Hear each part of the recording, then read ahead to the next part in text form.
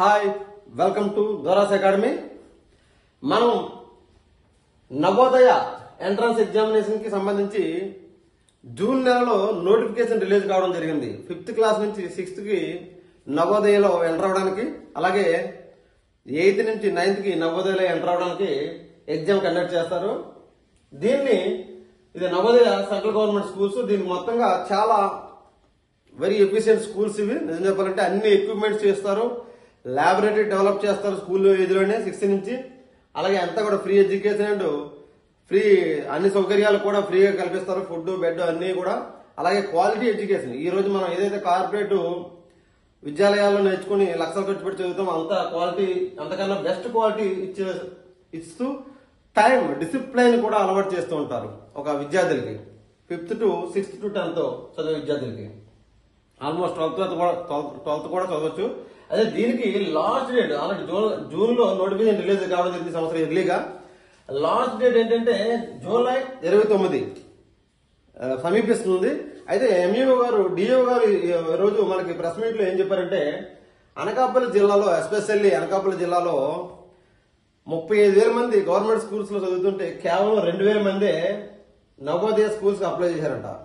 Last year సుమారు 9,500 members apply చేశారు. ఈ సంవత్సరం అవేర్నెస్ లేకో మరి దీనిపైన తెలియకపోవడం వల్ల అప్లై చేయలేదు, అందువల్ల మేము ముందర రావడం జరిగింది. కాబట్టి అనకాపల్లి జిల్లా అవచ్చు, రాష్ట్రంలో ఎక్కడైనా సరే, మన అనకాపల్లి జిల్లా అయితే ఎస్పెషల్ మన విశాఖకి కొమ్మాది నవోదయ స్కూల్ ఉంది. కేవలం 2,000 మంది అప్లై చేశారు.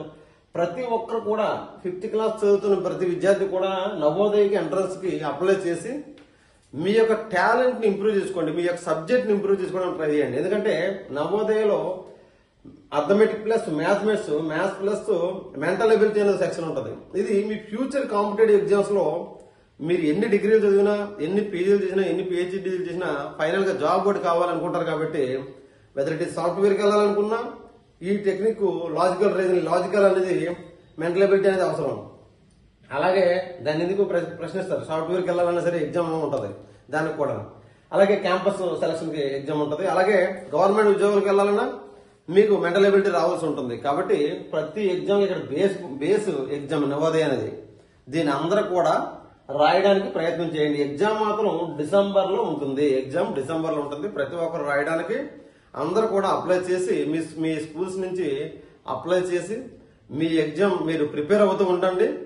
దాని ద్వారా మీకు ఫ్యూచర్ లో కాంపిటేటివ్ ఎగ్జామ్స్ రాయడానికి ఒక స్పిరిట్ డెవలప్ అవుతుంది. అలాగే మెంటల్ గా మీరు స్ట్రాంగ్ అవుతూ ఉంటారు. కొన్ని విషయాల్లో మెంటల్ ఎబిలిటీ చేయడం అనేది, మ్యాథ్స్ చేయడం వల్ల కొన్ని గ్రిప్ అవుట్ వస్తూ ఉంటుంది ప్రతి ఎగ్జామ్ పైన. మీరు రాయాలి, ఇలా ఉండాలి, టైం సెన్స్ ఇలా ఉంటుంది ఎగ్జామ్ లో, ఇలాంటివి అలవాటు అవుతాయి. రెగ్యులర్ ఎగ్జామ్స్ కి కాంపిటేటివ్ ఎగ్జామ్స్ కి డిఫరెన్స్ ఉంటుంది. కాబట్టి దీన్ని అందరూ కూడా government schools or private schools అందరూ కూడా అప్లై చేసి మీ యొక్క ఎగ్జామినేషన్ స్కిల్స్ ని పెంచుకోవడానికి ప్రయత్నం చేస్తారని మనస్ఫూర్తిగా కోరుకుంటున్నాం. Thank you.